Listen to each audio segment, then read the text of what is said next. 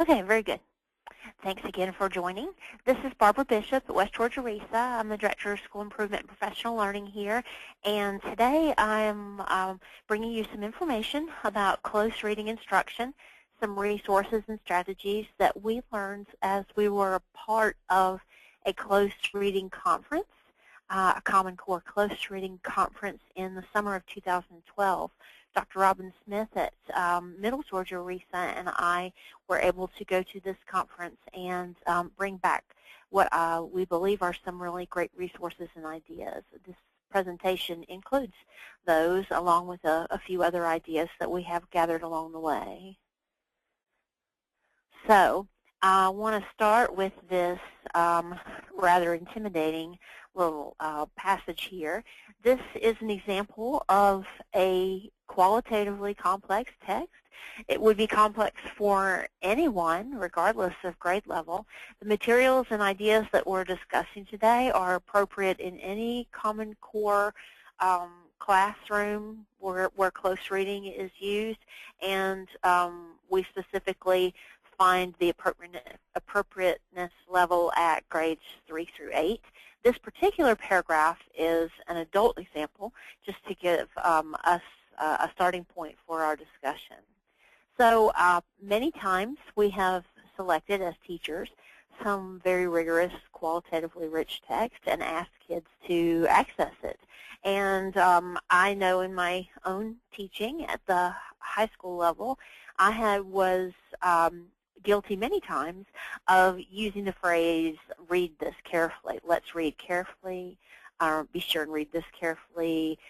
Did you read that carefully, etc. So we're trying to use some terminology that means a lot more than just read carefully.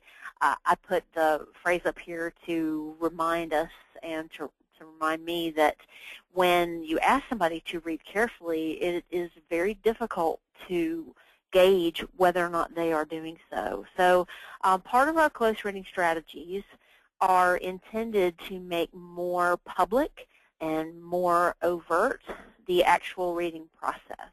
And so we're going to talk about a protocol for close reading, and we're going to use this and another passage as an example.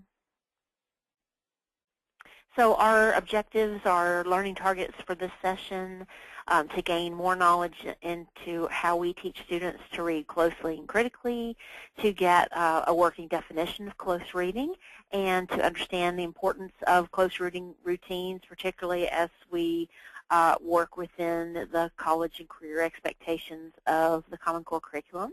And we want to see additionally during this session, what does close reading look like, and how do you teach close reading to students?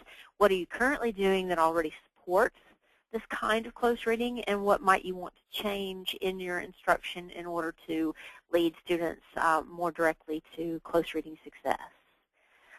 So Dr. Douglas Fisher, among others, have said that the Common Core curriculum, the state standards, require that students read closely as they provide evidence and justification for their answers.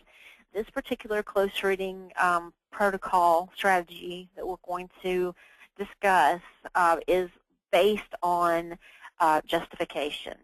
It's not worried too much about whether or not a student is right with a capital R.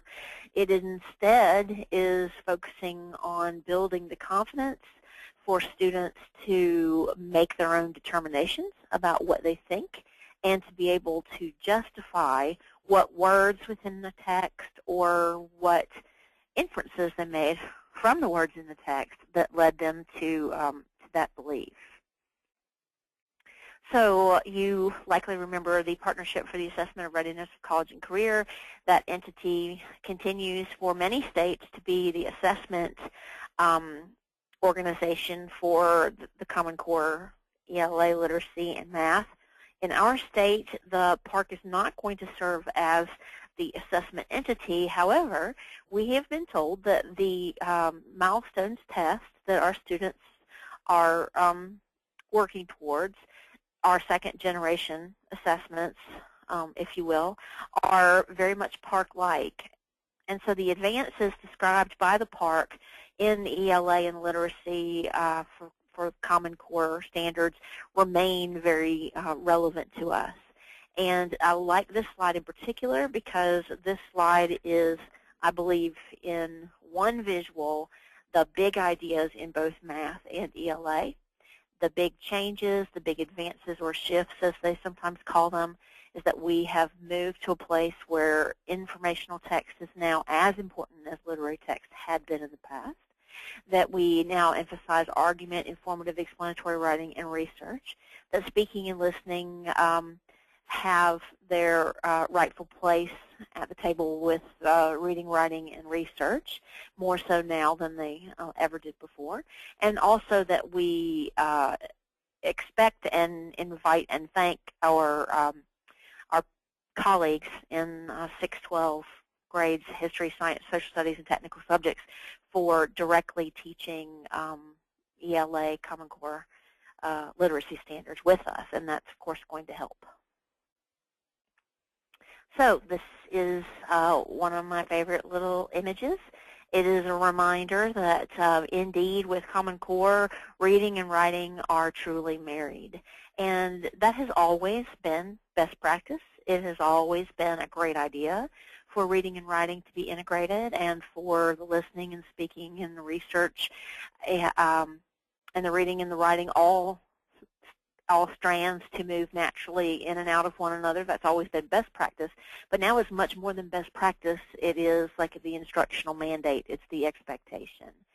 And I found from one of the DOE ELA reporters this wonderful quote that I believe a teacher in North Georgia had come up with. She said, "I will no longer read without a pen in my hand or write without a book on my desk."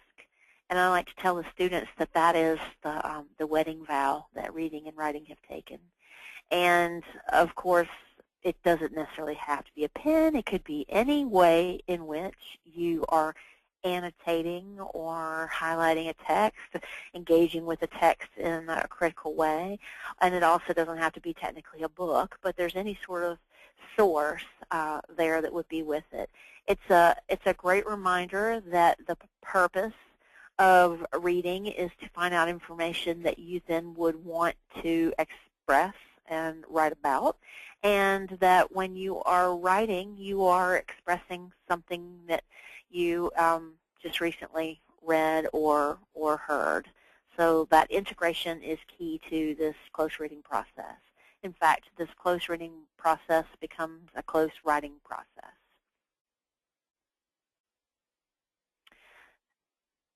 Whoops, okay. So the big idea behind close reading, as related in the conference that we went to, is that it's an intentionally designed experience analyzing. And I recognize that that needs to be unpacked, so we'll go bit by bit through it. It's intentional because the teacher is strategically choosing what is close read. And it is designed because the teacher is setting a very specific strategic purpose question for the reading. It's an experience because it is intended to be social and oral and fun, and requires the students to share and discuss with one another. And it also requires analyzing, which of course is the squished together word that you get when you think of both highlighting and annotating. And in one of our recent ELA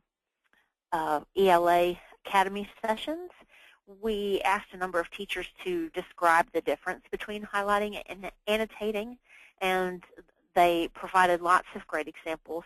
One in particular that struck me as being very useful to tell the kids is that highlighting is when you're emphasizing what is there, and annotating is when you are adding to what is there. So the highlighting is a selective process where you decide what is important, and then annotating is where you add to the text your own ideas along the way. And I want us to think for a moment about music students, just as an analogy that I think is useful. When kids are in choir or band class, orchestra, the teacher gives them a performance piece and maybe 5 or 6 of them, and they work on them over and over and over again, sort of like we do sometimes in ELA, where we take a novel or a short story and we spend weeks and weeks on it, which is not necessarily a bad thing. But my point is that when the kids are done, they are able to play, quote unquote, or perform that piece, and that's wonderful. And they can give a big concert, but it's still a reflection of what had been brought to them through the adults. And so when it's time for them to really be tested on their musical skill, when they are headed to a conservatory to try to get a scholarship, for example, they are not asked to play, one of the pieces that they played in a recent concert. In fact, the committee would not want to hear that. Instead, the committee wants to give them a sight reading piece. And that's the equivalent to our cold reads that our students will find on our second generation assessments on our milestones test. And the cool thing about these cold reads is that when they are very carefully chosen, then they have a wide range of possibility for any student to show their stuff.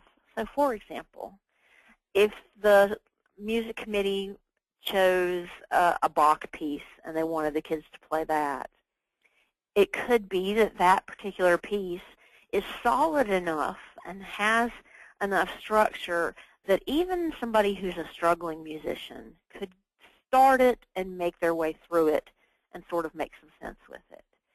But yet, it still has to have enough incredible opportunity and musical sensibility that some of the very, very high music contenders for this scholarship could really show their amazing abilities.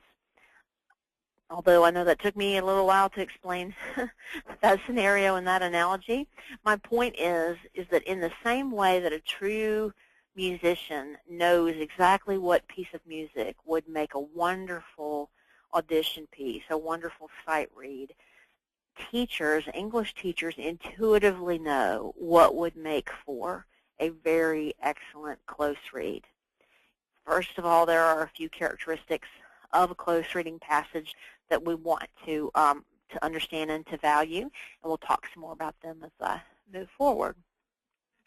The part where the students are analyzing, in some close reading protocols, there are very specific notes, such as what's on the screen here, like maybe put a star by what's important, or put a check next to things you understand, put an exclamation point by something that surprises you. And certainly this kind of a key and these kind of symbol notations would be great. And there are many students who could work toward this kind of analyzing. But this particular close reading process protocol that we want to show you today does not involve a lot of different symbols. In fact, it just zeroes in on one of them, and that's circling. And so we're going to show you how we can use the idea of analyzing and still get the value of analyzing, but simply only work with circles. And I like to use this as an example because I think that as the analyzing key gets less complicated, the more grade levels can participate in this kind of a process. So close reading is different than regular reading. And regular reading, and of course I know that you guys know this, but this is something we want the kids to recognize, that close reading is different than other reading. You might read for pleasure, you might read to find out content. Close reading is when you are, where the purpose of your reading is to have an engaging conversation with the author, and the author is not even there. You are examining how something was created. How did this thing get written? How did this thing become this thing? What has happened here in the writing? You're examining it for that purpose. Maybe the text itself is about the science behind the internet. That doesn't mean you're trying to learn about the science behind the internet. If you were reading in order to learn that content, then that would be a different kind of reading. close reading is more than just careful reading. It's more than just reading without being distracted. It's more than just reading and taking notes. It is reading in order to determine how the piece was written. Here are just a few quotes that I think help relate this back to the Common Core. We do recognize that close reading is a close and intensive analysis of a text, trying to come to terms with what it says, yes, but also how it says it and what it means. It's a careful and purposeful reading and rereading, and it's a social experience. In order for the kids to be successful in college and career, military, beyond, they're going to need the skills of analysis, of reason, of argument, interpretation, precision, and accuracy. And the big idea behind this particular close reading strategy is to build the confidence for students to make statements about text.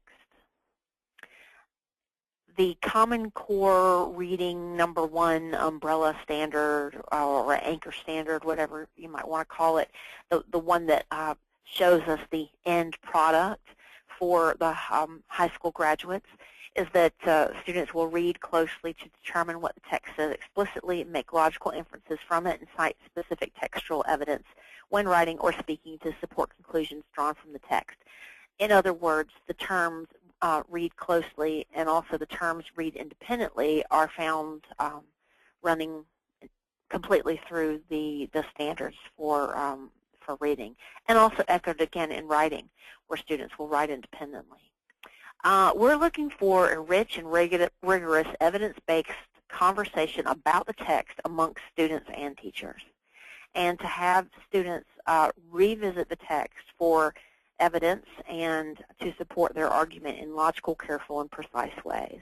But we also want to manage all of this without having the added complications of the text complexity, and so we want to pare down the actual reading task to an action that is very easy for all students to handle, and that's why we're going to go with circling, and we'll get to that in just a second. Textbooks are not necessarily the best place to find the kind of qualitatively rich piece that you would use for your close reading. Textbooks often include content that is valuable for you to read and then know and memorize, rather than simply read in order to analyze how it was written. Okay, so here's the important slide. This is the picture slide that shows the suggested protocol for this close reading process that we're going to work with today. And it is, just like all things, I believe it is best used after you decide how it should be modified for your kids, for your time period, for your grade level, for your resources, etc. So I encourage you to think about how you might modify this process to best suit your needs based on your professional knowledge. But before that, I just want to go over the way it had been presented to me. And so here's how it had been presented to me. Step 1, the teacher does most of the magic in step 1 by finding a short, robust text. It is qualitatively rich. And the lessons and text-dependent questions that, or the text-dependent question that the teacher comes up with for that reading requires a repeated reading and is special and pertinent to that passage. And we're going to work through this in just a second. But the next thing that happens is that the kids are given the robust short text, which is admittedly too hard for them to read. That's the whole point. You don't give them something that they are going to be able to accomplish. You're going to give them something that they can only read with your assistance, because that's what this time is. It's the time with your assistance. It's the safe time in your room. It's the risk-free environment. It's not during the summative, end of grade or end of course milestone test. is during the classroom time. So it is with the safety of your help and with the benefit of your expertise. So in the same way that when you go to the gym, your trainer doesn't say, oh, show me what you can do easily. Instead, the trainer gives you something you think that you can't do. And maybe you can't do it. Maybe you're going to try to do it, and it's going to not look pretty, right? But that's what we want. We want that stretch. We want that rigor.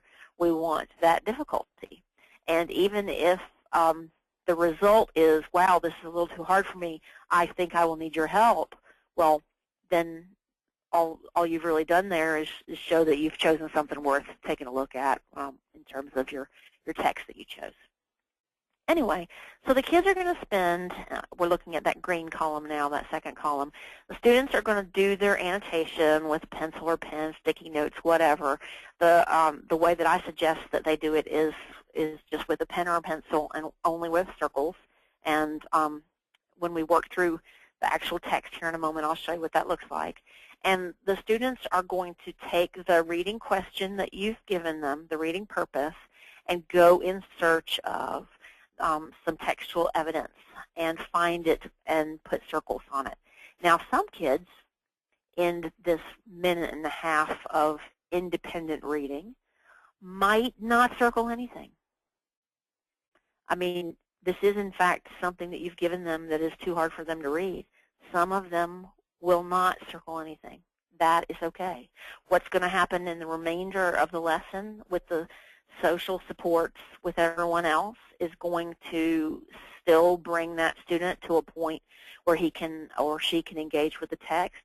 But it's important that you have the minute and a half, 2 minutes, just very brief interaction with the text independently, even if the result is, wow, I don't even know where to begin, right? Because you want everyone to have that opportunity for that rigor.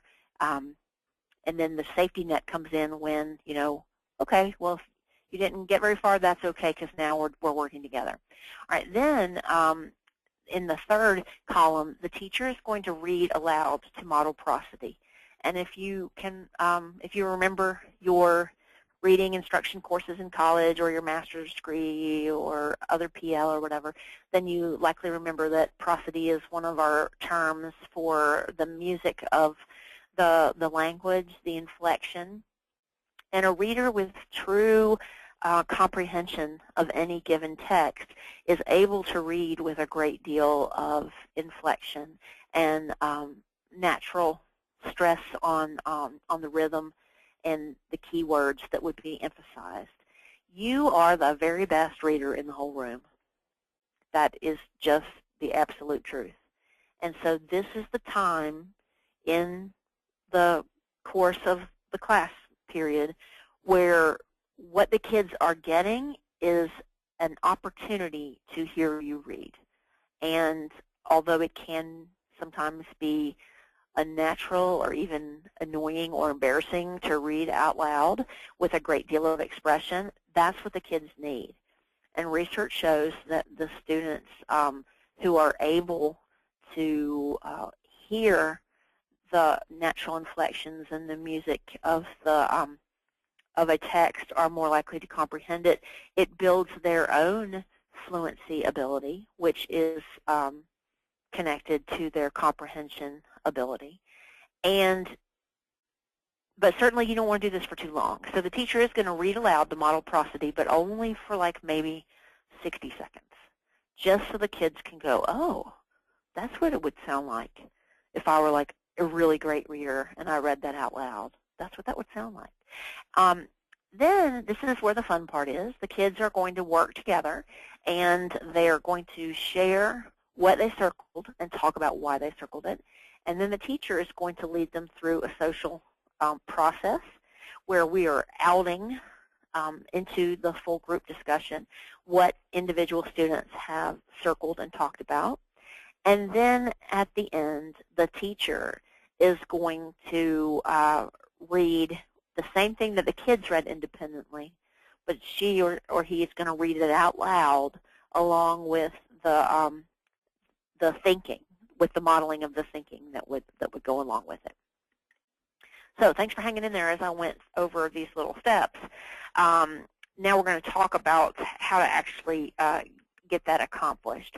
I'm going to back out of the PowerPoint for a moment to take you to a particular web page. It is www.tinyurl.com/close reading resources. I'll say that again in a second. And it has a capital C and a capital R and a capital R. That's tinyurl.com/close reading resources with a capital C, R, and R. And that's where this PowerPoint resides, as well as a number of other resources that would be very helpful in the teaching of close reading per this kind of protocol. I want to scroll to the bottom to show you that this link here, the sample lessons from the Common Core's Achieve.org, if you click there, it takes you directly to some featured lessons at Achieve the Core that are close reading model lessons. Now, the way that they organized their close reading model lessons is a little bit different than the protocol that that I'm showing you here, but that doesn't matter, because if you click on each of these different close reading model lessons that they've provided, they have a very extensive teacher like guide that goes along with how to do it. But the main thing that's of value here, in my opinion, is that they have found appropriate texts that work well at different grade levels for close reading. For example, The Fisherman and His Wife, translated by Lucy Crane, that particular segment that they have provided here, along with the instructions that they suggest for the teacher, is very effective for grade 3 fiction close reading. And if you scroll down further, you see here's an example of a grade 7 nonfiction digestive process close reading passage. And so it's just very useful that they have found a number of them. These are by no means the only ones out there. You can Google close reading, grade 5 appropriate, any of those kind of terms. And if you look for close reading passages or close reading text, you'll find a lot to choose from. But again, you as the intuitive English teacher, you're the one who would go, yeah, that's very much what they need to be looking at right now, and it is indeed too hard for them, so let's tackle it. All right, now I'm going to go back to this page to show you that the PowerPoint that we're working through right now is also here on this page at PowerPoint for Professional Learning, right here, the shorter session. And here are a few of the texts that we suggest that that were suggested for us also at the conference as being very useful for close reading. I'm going to click on one now called Superman and Me by Sherman and Lexi, and let me download it so we can get at it easier. And come on. While it's loading, I want to show you also that on that page, on that web page we looked at, there's also a template for something called Clock Buddies. Clock Buddies you might have used before, and if you Google Clock Buddies, you can find many different ones. Like this one has a place for appointments at all the different hours, but I've also seen some that just have like a 12 o'clock, a 3 o'clock, a 6 o'clock, a 9 o'clock appointment. Anyway, this form could be used by students to get appointments, quote unquote. So you'd walk around and kids would say, do you have anybody for your 3 o'clock appointment? And, they'd say, no, not yet. Okay, well, I'll put my name here, and you put your name here. And then when the teacher says, okay, it's time for your 3 o'clock appointment, it doesn't have to actually be 3 o'clock, obviously, then that's who you would partner up with. Kids like knowing that throughout the course of the class period, they may get to meet with different buddies. They don't know, like, whether or not you're going to say, okay, it's 1 o'clock, time to meet with your 1 o'clock buddy, or okay, it's 8 o'clock, time to meet with your 8 o'clock buddy. So that that gives you a little bit of strategy. I've seen teachers take a a worksheet like this, a little appointment clock like this, and strategically put their own name at like maybe 6 o'clock.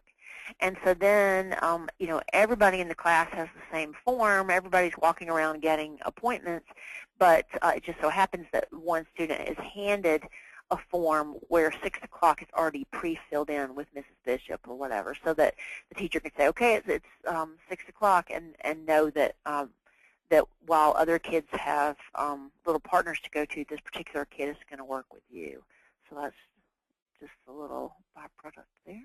All right, so so here's the Superman and me passage that I want us to look at. Oh, goodness gracious. Okay, excuse me for a second. I want to open it up so we can write on it. Okay. So I was told that this is an appropriate early middle school close reading passage. The actual Superman and Me by Sherman Alexie is much longer than this, but I've just taken the first 2 paragraphs and decided as the teacher that I'm going to do a close reading with these 2 paragraphs. I've read it before. I'm the one who chose it as step 1 of close reading. I'm also the one who chose the purpose question for it. And so Superman and Me by Sherman Alexie, I give it to the kids, and I tell them we are just going to look at the first 2 paragraphs, and I want to know something. I try to avoid using words like read this carefully, or we're going to read something that's really hard, or it's time to read. I just want to say I want to find out what you think. And so I would like for everyone to, and I usually just pick a number, like 4 maybe. We are going to be circling 4 things, okay? And now kids who don't like to read, kids who think they can't read, they might be willing to hang in there with you in the activity if you word that what they're doing is not reading but circling. Okay, so I want to know what you think. I want you to circle 4 words, or 4 words and phrases if you want to. But I've read this before, and so as a teacher, what I know about it is that there are many details in the first 2 paragraphs that give an indication of his socioeconomic status. It doesn't come right out and say, my socioeconomic status was this, but there are lots of details, lots of evidence, lots of inferences that might be made about it. So I tell the students, here's your reading purpose. And I tell the kids, we're going to read the first 2 paragraphs, and I want you to circle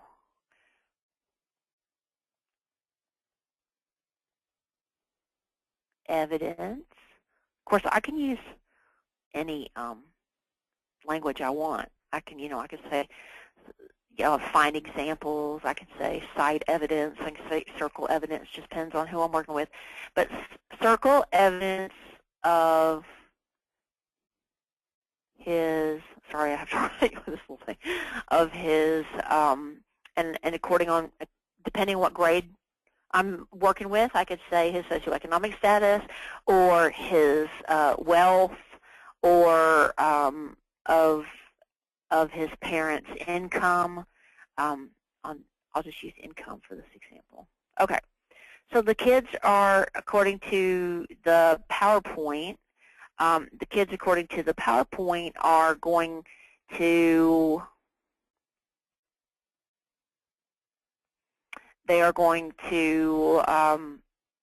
by themselves, we're working on this step right here, with a pencil or a pen, just simply circle those words or phrases. So I give them the reading, I give them the reading question, and in this case the reading question was circle evidence of his income. And so some kids might at this point just go to town and circle all kinds of examples. I could tell some kids circle 4 pieces of evidence. I could tell some just to circle evidence, and they might circle more. So there's some opportunity for differentiation there. But we want the kids to have a chance to do this by themselves. So I'm walking around and watching as the kids are circling. If I walk around and I see somebody has circled, I am 3 years old, I have an opportunity there to stop and speak with them if I want, or I can let it go. If I want to stop and speak, I can say, oh, you circled, I was 3 years old. How does that, tell me why did you circle that? How does that help you know his income? And at that point, you might out for that student, that he doesn't know what income means, or he might go, oh, okay, I get it, I wasn't supposed to circle that, or you might be able to have just a chance to discuss with him why he circled it. If you're walking by and you see somebody who has circled nothing, you might say, hey, I want you to start right here. Will you read right here with me? We were poor by most standards, but one of my parents usually managed. And at this point, you could even stop and say, wait a minute, I think it came right out and told me something about his income. Do you see a word there that gives this evidence of his income? And then the kids are like, okay, yeah, poor, whatever. You might have other kids who are just circling like crazy. Regular paycheck, government surplus, food, et cetera, et cetera. All right, so you let the kids do their 2 minutes or 1 minute, however long you want, of little assistance just so they can get started. And then the next step for us is, sorry, no, I know I've drawn on this, sorry. So the next thing is that the teacher's going to read this aloud to model prosody, okay? And in the process of doing that, you're not worried too much about the reading purpose, the reading question for right now. You're going to get to that in a minute. But you just go back and say, okay, I'd like everyone to follow along. I usually say, put your finger in the air, please. Of course, kids already think I'm crazy, so they'll be like, whatever. But I say, put your finger in the air, and then I say, now I want you to follow along with me.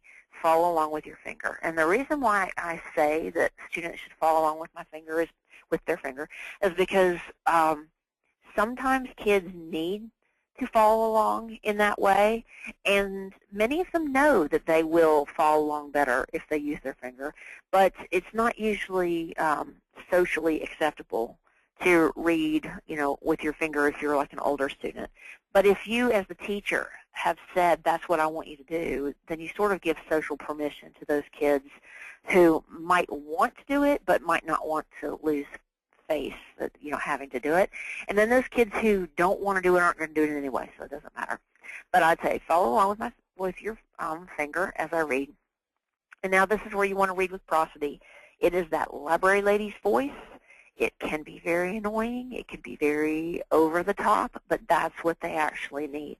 They need you to overemphasize how this would be read aloud.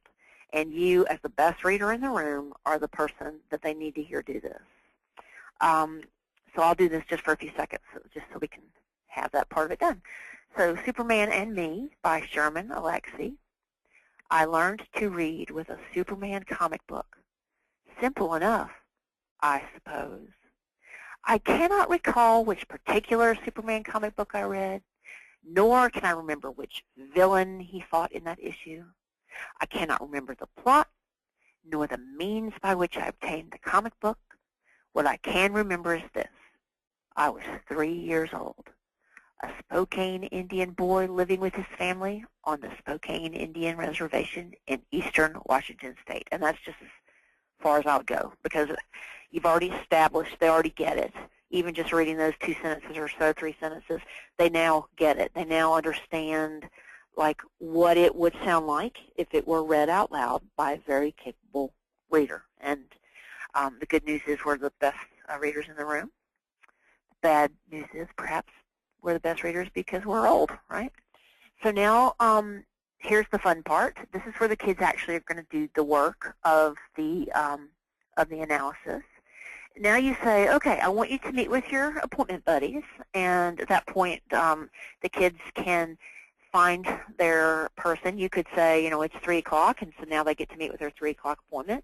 Or if you didn't want to deal with appointment clocks and all that, you could just say work with table partner or elbow partner or you could have them in groups in some other way. But what you tell them is that for 2 or 3 minutes, and I always like to give them a little deadline, you are going to tell your friend, what did you circle and why did you circle it? That actually means you're going to reread the text, you're going to discuss the text, you're going to analyze the text, you're going to justify your evidence, but you don't say all that necessarily. You just say, what did you circle and why did you circle it? And then you walk around and, if necessary, flat out lead them through these conversations. Some kids can just go at it and they're having their textual discussion and it's all wonderful, and other kids might just sort of sit there, and you might have to say, okay, well, let me help you. It looks like you circled this word. Tell us why you circled this word. Oh, did you circle this word, etc. So you let them have that discussion for a few minutes, and then you say, okay, I am looking for twins. And this is where you can write on the board, or type on computer to project, or whatever, document camera, whatever you have. But you say, I'm looking for twins. I am looking for people, 2 people, who circled the same thing. And if they both circled the same thing, then there's a pretty good likelihood that what they circled actually is a piece of evidence indicating his income. And so at that point, you can say, who wants to volunteer? And you can have kids begin in the full group to say what they circled. So for example, where's my thing? So for example, the kids could say, well, I circled minimum wage job. Now, at that point, you have a student who made an inference in the text, and 2 of them, I guess, because they were twins. At which point you can now say, that is wonderful. You made an inference in the text. It didn't come right out and say, I didn't have much money, but it did say that your parents had minimum wage jobs. And if they circled that, then they probably know what a minimum wage job is, which means you can then say, please explain to everyone what a minimum wage job is, and help them through that little conversation. Then you could say, I'm looking for more twins. And somebody else might say, I circled poor, and my 3 o'clock appointment person also circled poor. At which point you could say, wonderful, you found the explicit evidence in the text. And I usually tell folks, we were only circling a few. We didn't have a lot of time. But now that we're all together and there's many readers, we're probably going to find more examples since there's so many of us. So if you did not already have this circled, go ahead and circle it. And so then that's another opportunity for the kids to find the word poor and circle it, find the word minimum wage job and circle it. So it's returning to the text again. You can go on with the task of having kids discuss what they both circled for as long as you wish, until you get lots of examples on the board. And then I usually say, now I'm looking for the surprisers. I don't want to say who circled something your friend didn't, because it could be that there's a reason why your friend didn't circle it. It could be that what you circled is sort of crazy, and your friends just didn't see it that way. And so rather than focus on possible misinterpretation of the text, I just say I'm looking for surprisers, and rather than discuss them one at a time like I did with the twins, I just write these on the board. I just say I'm going to record those things that one person circled but their partner did not. And I just matter-of-factly, okay, so tell me what it was. Somebody might say, I circled irregular paycheck, but my partner did not. And I'd say, okay, irregular paycheck, and I'd write that on the board. Somebody else might say, I circled government surplus food, and my partner did not. And I say, okay, government surplus food. Somebody else might say, I circled biographies, and my partner did not. At this point, I don't stop and say, what? Why'd you circle that? That's crazy. Nobody would ever circle that. You must have read it wrong, blah, blah, blah. I just say, okay, and I write the word biographies on the board. Then I back up and look at the board, and I strategically say, let's talk about these two, and I just ignore the ones that, are not going to further the conversation. Let's talk about irregular paychecks and government surplus food. And then I go back to the person who said irregular paychecks, because that person obviously gets something in the text that at least the partner didn't, and maybe the rest of the room didn't. And so I give them an opportunity to say, explain to me, why did you circle that? What does that mean to you? And I help them through that conversation if necessary. And then I ask everybody, well, do you believe then that that might be a piece of evidence that would show us his income? And, of course, they'll say yes. I'll say, okay, well, then let's all circle it. And so we all circle it again. Okay, so thanks for hanging in there. We're almost near the end. This is the last little part of the steps, and the last little part of the step is for the teacher in this here at the end to read by thinking aloud and modeling. And so you're going to do the same thing the kids did, but you're going to add you're going to speak aloud, like a think aloud, exactly how you got to that point. If the kids have already done a really nice job of outing a lot of pieces of evidence, then maybe you don't have to do the next step. But if you as a teacher are a little bit disappointed, you thought somebody would say, would notice minimum wage, and you thought somebody would notice middle class and government surplus food and irregular paychecks. If there's just a number of them that you wanted the kids to find that they didn't, then you say, okay, follow along. Then you say, I'm going to start at we were poor. Everybody find it, put your finger right there. Okay, we were poor by most standards. Wait a minute. You'd say, I think I just heard an outright, in-your-face, actual, just came right out and said it, explicit evidence of his income. What is that word? And hopefully somebody will say poor. You say, okay, well then I'm going to circle that. You guys agree, right? You're going to circle it too. But one of my parents usually managed to find some minimum wage job or another. Guys, I circled minimum wage job. Let me tell you why. And then, if nobody else has had this discussion yet, if this was not a point of evidence that got brought to the attention of the full group, then at that point you go ahead and bring it up, which made us middle class by reservation standards. And then you might even explain to them, guys, I also circled middle class by reservation standard, and let me tell you why. And then explain to them, about reservation standard and how that might be different, and then talk than just the standards themselves, and how middle class by reservation standards might even be lower than middle class regular standards.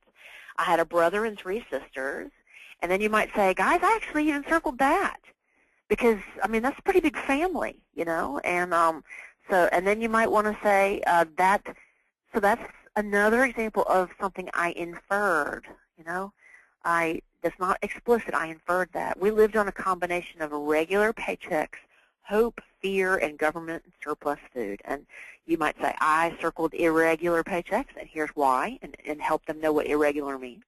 And then say, and I also circled government surplus food. And, of course, you might not have to have this final step where you're circling all kinds of things and explaining it to them, because as a group of 20 or 30 or whatever, they might have managed to out a lot of these different kinds of options. Okay, so we're almost done. What you have now then are an annotation in a sense, and an annotation of the text that the kids have done, full group or small group, right? And you then can tell the students, okay, we want to take each of these different examples that we've circled, and we want to make a sentence out of it. And you can have the students work in small groups. you can assign one group 3 different circles and say, so you're going to come up with 3 sentences. You could give some groups sentence strips so that they have part of the sentence already written. And you can talk to them also about, well, if we're going to tie this back into examples of his income, we might have the expected beginning for our paragraph of Sherman and Alexi in his passage entitled Superman and Me uses many examples to indicate his income, and you could phrase that in many different ways. You could have some kids where you basically tell them to go ahead and write about how Sherman Alexi uses details in this passage to indicate his income or to describe his socioeconomic status. With other kids, you could walk them sentence through sentence along the way. But what we're trying to lead up to at the end of this, and I hope I have this written down. If I don't, I'm going to have to write it real fast. But what we're leading up to here with the kids is we want to be able to say, look at what you just did. You just did a Common Core performance task. You just did a constructed response. You basically accomplished having the constructed response question and your analysis completed. And this is what you could show them. And I apologize, I didn't have this slide in here earlier. I just remembered that I need to put that in there. But you can back them into the prompt by showing them this. You basically just read the passage by Sherman Alexi, analyze the ways in which he indicates his income through example, write an analysis that details how the author shows his income. Be sure to use examples from the text to support your answer. So my point in this is that we want to have, and I think it's sort of cool to have it as like the last thing, is to show them this is what you just did. These kind of fancy, intimidating prompts that say read this, analyze that, write about this, use examples, cite your evidence, those are not impossible. As a matter of fact, you just did one, right? And I know that this is going to be a process for students, but the more qualitatively rich passages they can experience and tackle with with the support of you as the best reader in the room and the strategic organizer of discussion in the room, the better off they will be. And to take the close reading and to insist that it then become a close writing, even if it's just a paragraph, or even if it's just a sentence. Like, let's make one sentence that we know would be an expected effective sentence in this kind of a analysis of the passage by Sherman Alexi. Even if you give them just examples of sentences and say, which of these sentences do you think would go in this kind of a response? Which of these sentences do you think do not go in this kind of response? Then that's going to be very helpful for them. So let me back up for just a moment, and obviously I need to get all of the annotations off of that.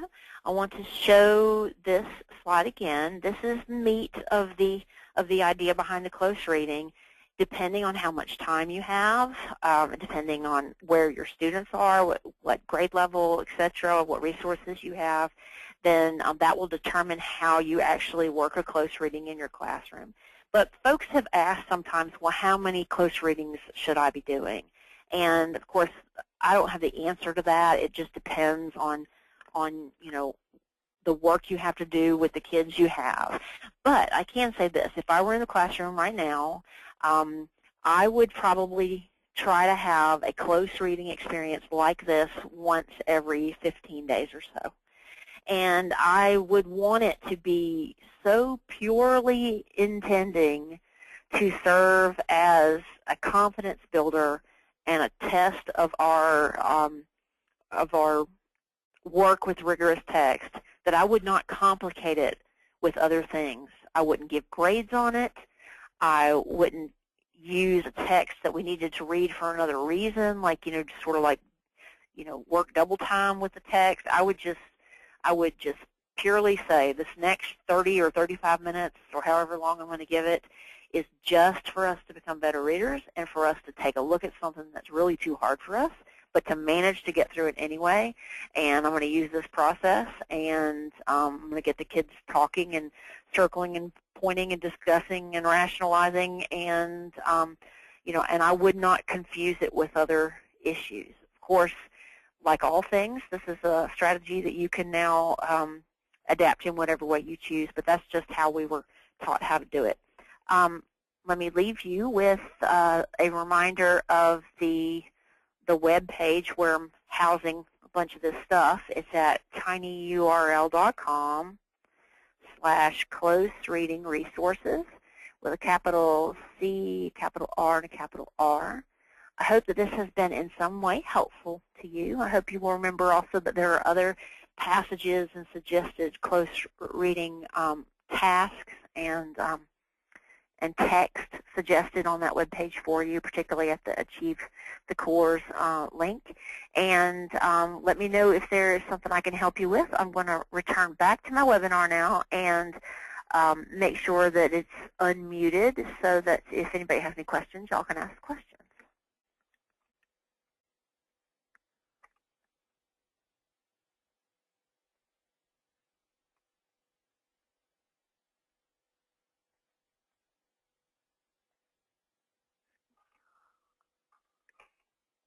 Okay, I've managed to unmute it now. Do y'all have any questions?